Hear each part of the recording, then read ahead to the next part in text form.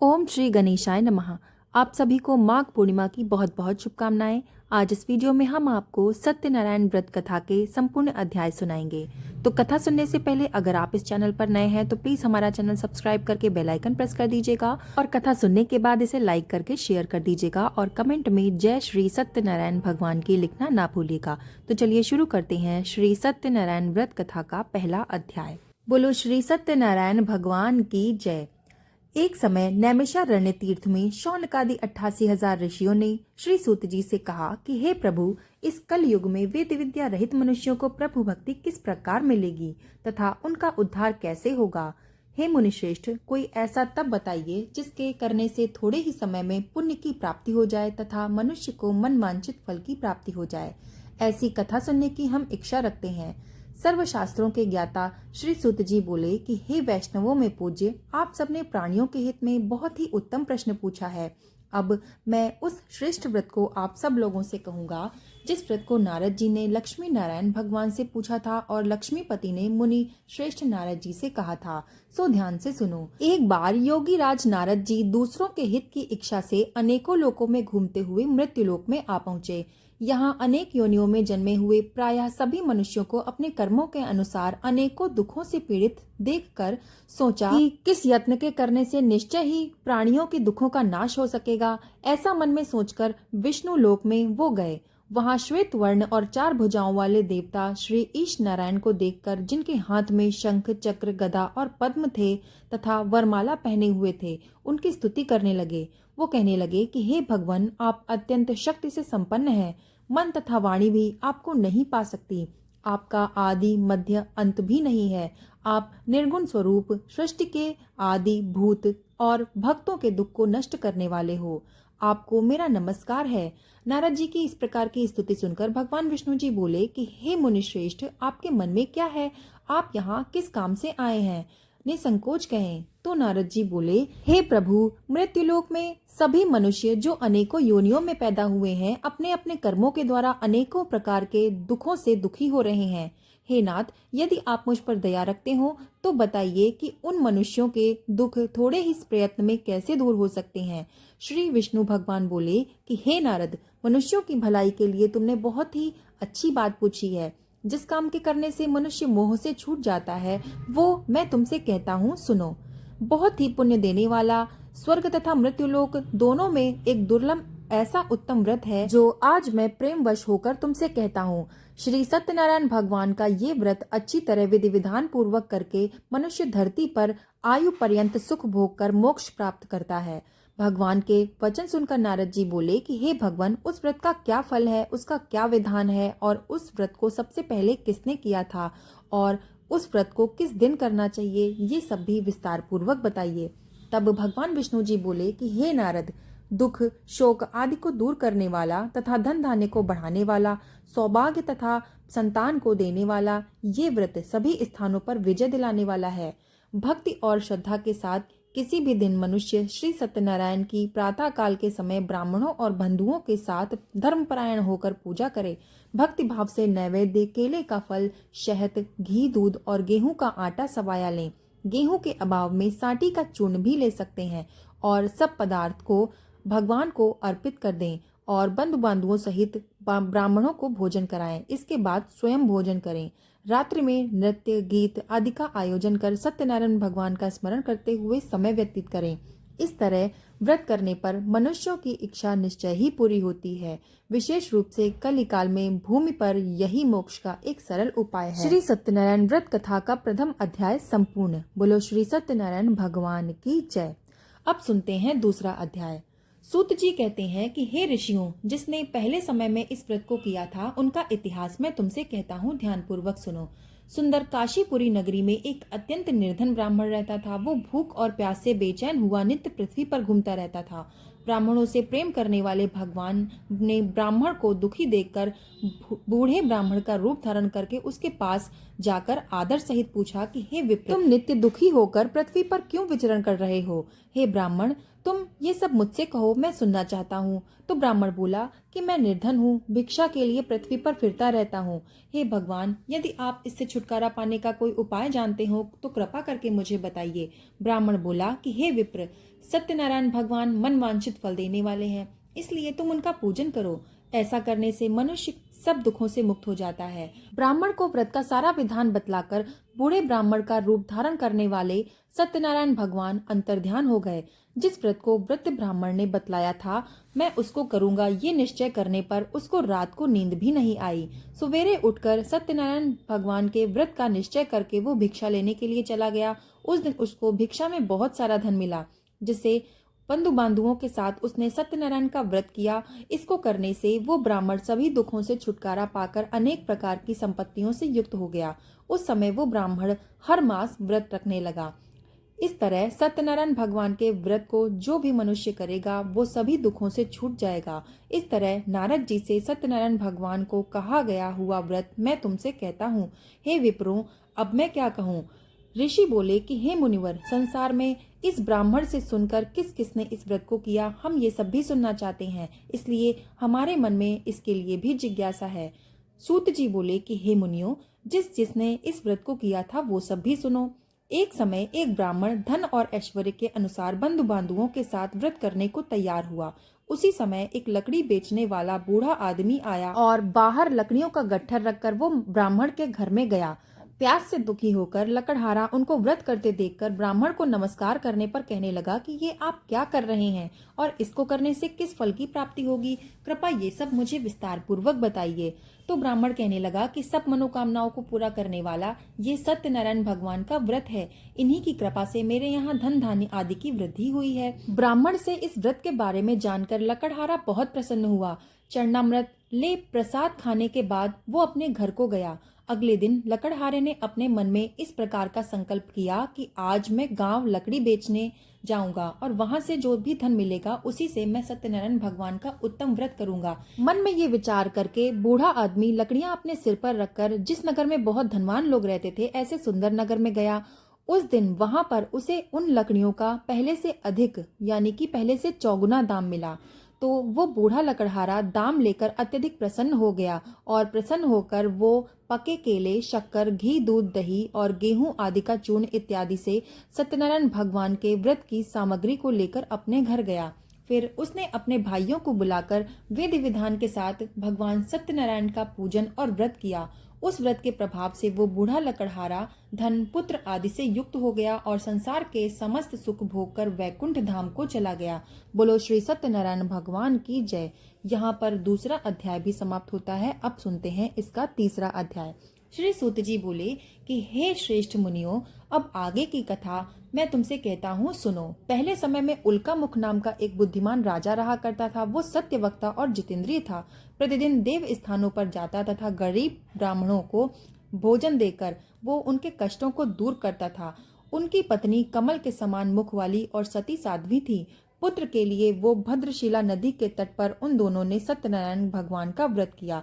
उस समय वहाँ एक साधु नाम का वैश्य आया। उनके पास व्यापार के लिए बहुत सारा धन था। वो नाव को किनारे पर ठहराकर राजा के पास आया और राजा को व्रत करते देख विनय के साथ पूछने लगा कि हे राजन, भक्ति युक्त चित्त से आप ये क्या कर रहे हैं? मेरी सुनने की इच्छा है, सो आप मुझे भी बताइए। राजा बोला कि हे वैश्य, अपने बंधुओं के साथ पुत्र आदि की प्राप्ति के लिए ये महाशक्तिवान सत्यनारायण भगवान का व्रत व पूजन मैं कर रहा हूँ। राजा के वचन सुनकर साधु आदर से बोला कि हे राजन, मुझे भी इन सब का विधान कहो, मैं भी आपके कथानुसार इस व्रत को करूंगा। मेरे भी कोई संतान नहीं है। मुझे विश्वास है कि इस व्रत को करने से निश्चय ही मुझे संतान की प्राप्ति होगी। राजा ने सारा विधान उसको बताया। सारा विधान सुनकर व्यापार से निवृत्त होकर वो आनंद के साथ अपने घर को गया। साधु ने अपनी स्त्री को संतान देने वाले इस व्रत को कहा। उसके बाद प्रण किया कि जब मेरी संतान होगी तो मैं इस व्रत को करूंगा। साधु ने ऐसे वचन अपनी स्त्री लीलावती से कहे। एक दिन उसकी स्त्री लीलावती पति के साथ आनंदित हो सांसारिक धर्म में प्रवृत्त होकर सत्यनारायण भगवान की कृपा से गर्भवती हो गई तथा 10वें महीने में उसके एक सुंदर कन्या का जन्म हुआ। दिनों दिन वो इस तरह बढ़ने लगी जैसे शुक्ल पक्ष का चंद्रमा बढ़ता है। कन्या का नाम कलावती रखा गया। जब लीलावती ने मीठे शब्दों में अपने पति से कहा कि आपने जो संकल्प किया था कि मैं भगवान सत्यनारायण का व्रत करूंगा तो आप उसे करिए। साधु बोला कि हे प्रिय, मैं ये व्रत इसके विवाह पर करूंगा। इस प्रकार अपनी पत्नी को आश्वासन देकर वो नगर की ओर चला गया। कलावती पितृगृह में वृद्धि को प्राप्त हो गई। साधु ने जब नगर की सखियों के साथ अपनी पुत्री को देखा तो तुरंत ही दूत बुलाकर अपनी पुत्री के वास्ते कोई सुयोग्य वर देखने को कहा। साधु की आज्ञा पाकर दूत कंचन नगर पहुंचा और वहां पर बड़ी खोज करके देखभाल कर लड़की के लिए सुयोग्य वणिक पुत्र ले आया। उस सुयोग्य लड़के को देखकर साधु ने अपने बंधु बांधुओं सहित प्रसन्न चित्त हो पुत्री का विवाह उसके साथ कर दिया, किंतु दुर्भाग्य से विवाह के समय भी वो व्रत करना भूल गया। तब श्री सत्यनारायण भगवान क्रोधित हो गए और उस साधु को श्राप देकर कहा कि तुम्हें बहुत ही दुख प्राप्त होगा। अपने कार्य में कुशल साधु वैश्य अपने जमाता सहित समुद्र के समीप स्थित रत्नपुर नगर में गया। वहां दोनों ससुर जमाई चंद्रकेतु राजा के उस नगर में व्यापार करने लगे। एक दिन भगवान सत्यनारायण की माया से प्रेरित कोई चोर राजा का धन चुराकर भाग रहा था, किंतु राजा के दूत को आता देखकर चोर घबराकर भागते हुए धन को वहीं चुपचाप रख दिया जहां वे ससुर जमाई ठहरे हुए थे।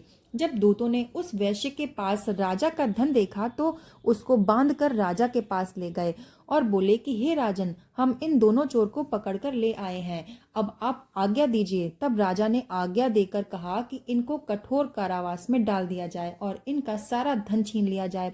सत्यनारायण भगवान के श्राप के कारण साधु वैश्य की पत्नी और पुत्री भी घर पर बहुत दुखी हुई। उनका घर जो भी उनके घर पर धन रखा हुआ था चोर उसको भी चुरा कर ले गए। इसके साथ ही शारीरिक व मानसिक पीड़ा तथा भूख प्यास से वो बहुत ही दुखी रहने लगे और अन्न की चिंता में कलावती एक ब्राह्मण के घर पर गई। वहां उसने सत्यनारायण भगवान का व्रत होते देखा। फिर उसने कथा सुनी और प्रसाद को ग्रहण करके रात में जब वो घर आई तो माता ने कलावती से कहा कि हे पुत्री, अब तक तुम कहाँ थी? तेरे मन में क्या है? कलावती बोली कि हे माता, मैंने एक ब्राह्मण के घर पर श्री सत्यनारायण भगवान का व्रत होते देखा। कन्या के वचन सुनकर लीलावती भगवान के पूजन की तैयारी करने लगी। लीलावती ने परिवार और बांधुओं सहित श्री सत्यनारायण भगवान का पूजन किया और वर मांगा कि मेरे पति दामाद शीघ्र ही घर आ जाएं। साथ ही प्रार्थना की कि हम सबका जो भी अपराध है उसे क्षमा करो।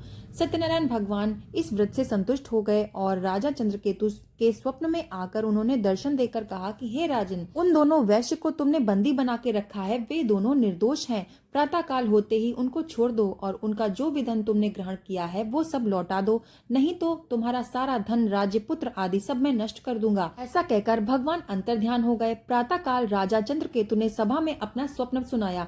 फिर दोनों वणिक पुत्रों को कैद से मुक्त कराकर सभा में बुलाया। दोनों आते ही राजा को नमस्कार करने लगे और राजा ने मीठे वचन से बोला कि हे महानुभावों, तुम्हें भावी वश ऐसा कठिन दुख प्राप्त हुआ है, अतः तुम्हें कोई भय नहीं है। ऐसा कहकर राजा ने उन्हें नए नए वस्त्र आभूषण पहनाए तथा जितना धन उनसे लिया था उसका 2 गुना धन उनको आदर सहित देकर उनको विदा किया। दोनों वैश्य अपने घर को चल दिए। बोलो श्री सत्यनारायण भगवान की जय। यहाँ पे सत्यनारायण व्रत कथा का 3रा अध्याय भी समाप्त होता है। अब सुनते हैं 4था अध्याय। श्री सूत जी बोले, साधु बनिया मंगलाचार कर और ब्राह्मणों को धन देने के बाद अपनी नगर की ओर चल पड़ा। साधु कुछ दूर ही गया था कि वहाँ पर भगवान सत्यनारायण उसकी परीक्षा लेने के लिए आए। उन्होंने उससे पूछा कि साधु, तुम्हारी नाव में क्या भरा है? तब धन के मद में चूर दोनों महाराजों ने भगवान की अवहेलना करते हुए हंसते हुए कहा कि दंडी सन्यासी, ये क्यों पूछ रहे हो? तुम क्या मुझसे कुछ लेने की इच्छा रखते हो? हमारी नाव में तो लता और पत्ते आदि भरे हैं। ऐसी निष्ठुर वाणी सुनकर तुम्हारी बात सच हो जाए। ऐसा कहकर दंडी सन्यासी रूप धारण किए हुए भगवान कुछ दूर जाकर समुद्र के समीप बैठ गए। दंडी के चले जाने के बाद नित्य क्रिया करने के पश्चात उतराई हुई अर्थात जल के ऊपर की ओर उठी हुई नौका को देखकर साधु अत्यंत आश्चर्य में पड़ गया और नाव में लता और पत्ते आदि देखकर वो मूर्छित होकर पृथ्वी पर गिर पड़ा। सचेत होने पर वणिक पुत्र चिंतित हो गया। तब उसके दामाद ने इस प्रकार कहा कि आप शोक क्यों करते हो? दंडी ने ही श्राप दिया है। इस स्थिति में वे ही चाहे तो सब कुछ पहले जैसा कर सकते हैं, इसमें कोई भी संशय नहीं है। अतः हमें उनकी ही शरण में चले जाना चाहिए, वही हमारी इच्छा को पूरी करेंगे। दामाद की बात सुनकर साधु बनिया उनके पास गया और वहां दंडी को देखकर उन्हें भक्तिपूर्वक उनको प्रणाम किया तथा आदर पूर्वक कहने लगा कि आपके सम्मुख मैंने जो भी कहा है वो असत्य भाषण रूप अपराध किया है, आप मेरे उस अपराध को क्षमा करें। ऐसा कहकर बारंबार प्रणाम करके वो महान शोक में व्याकुल हो गया। दंडी ने उसे रोता हुआ देखकर कहा कि हे मूर्ख, रो मत, मेरी बात सुनो। मेरी पूजा से तुम बार बार विमुख हुए हो तथा मेरी आज्ञा से ही तुमने बार बार दुख प्राप्त किया है। भगवान की ऐसी वाणी सुनकर वो उनकी स्तुति करने लगा। साधु ने कहा कि हे प्रभु, ये आश्चर्य की बात है कि आपकी माया से मोहित होने के कारण ब्रह्मा आदि देवता भी आपके गुणों और रूप को यथावत जान नहीं पाते। फिर मैं तो मूर्ख हूँ, मैं आपकी माया से मोहित होने के कारण आपको कैसे जान सकता हूँ। आप प्रसन्न हो जाओ, मैं अपनी धन संपत्ति के अनुसार आपकी पूजा करूंगा। मैं आपकी शरण में आया हूँ। मेरी नौका में जो कुछ भी पुराना धन था तथा वो सब वापस कर दें और मेरी रक्षा करें। उस बनिया की भक्ति युक्त वाणी सुनकर भगवान जनार्दन संतुष्ट हो गए। भगवान श्री हरि उसे अभीष्ट वरदान देकर वहीं अंतर्ध्यान हो गए। उसके बाद साधु अपनी नौका में चढ़ा और उसे धन धान्य से परिपूर्ण देखकर भगवान सत्यनारायण की कृपा से हमारा मनोरथ सफल हो गया, ऐसा कहकर स्वजनों के साथ वो भगवान की विधिवत पूजा करने लगा।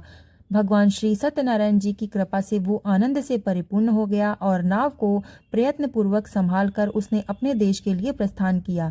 साधु बनिया ने अपने दामाद से कहा कि देखो, मेरी रत्नापुरी नगरी दिखाई दे रही है। इसके बाद उसने अपने धन के रक्षक दूत को अपने आगमन का समाचार देने के लिए अपनी नगरी को भेजा। दूत उसके नगर में जाकर साधु की पत्नी को प्रणाम करके कहता है कि मालिक अपने दामाद सहित नगर के निकट आ गए हैं। दूत की बात सुनकर साधु की पत्नी लीलावती बड़े हर्ष के साथ सत्यनारायण भगवान का पूजन करके अपनी पुत्री कलावती से कहती है कि मैं अपने पति के दर्शन करने को जा रही हूँ, तू अपना कार्य पूर्ण करके शीघ्र ही आ जाना। माँ के ऐसे वचन सुन कलावती जल्दी में प्रसाद छोड़कर अपने पति के पास चली गई। प्रसाद की अवज्ञा के कारण श्री सत्यनारायण भगवान रुष्ट हो गए और नाव सहित उसके पति को पानी में डुबो दिया।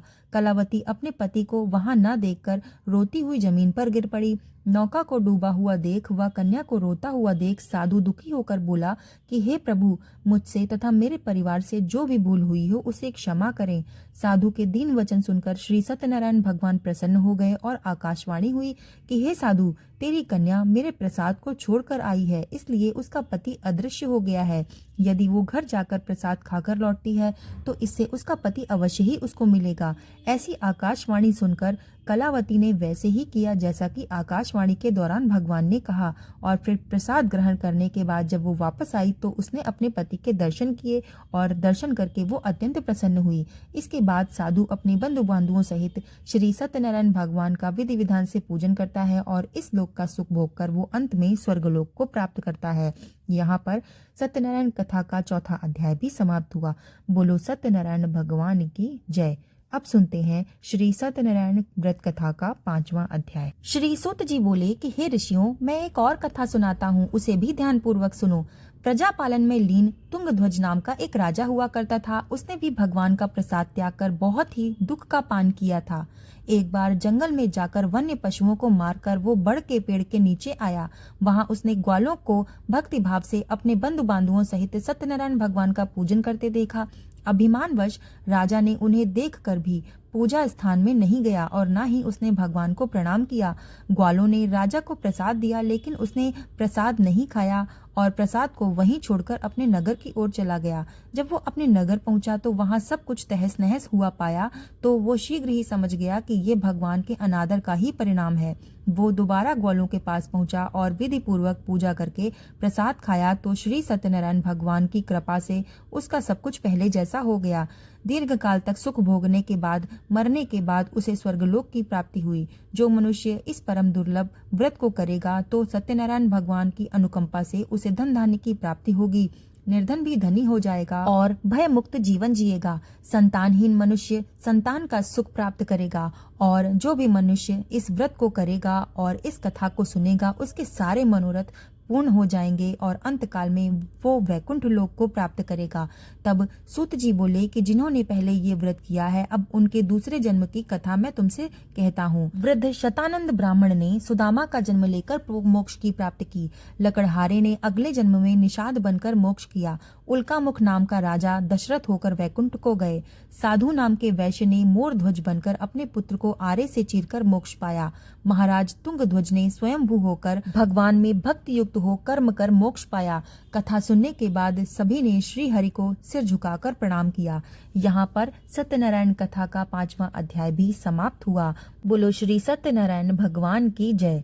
श्री सत्यनारायण व्रत कथा के समस्त अध्याय संपूर्ण। आपको कथा पसंद आई हो तो इसको लाइक कर दीजिएगा और कमेंट में जय श्री सत्यनारायण भगवान की लिखना ना भूलिएगा और इस वीडियो को ज़्यादा से ज़्यादा शेयर कर दीजिएगा। तो चलिए मिलते हैं दूसरी कथा के साथ, तब तक के लिए धन्यवाद।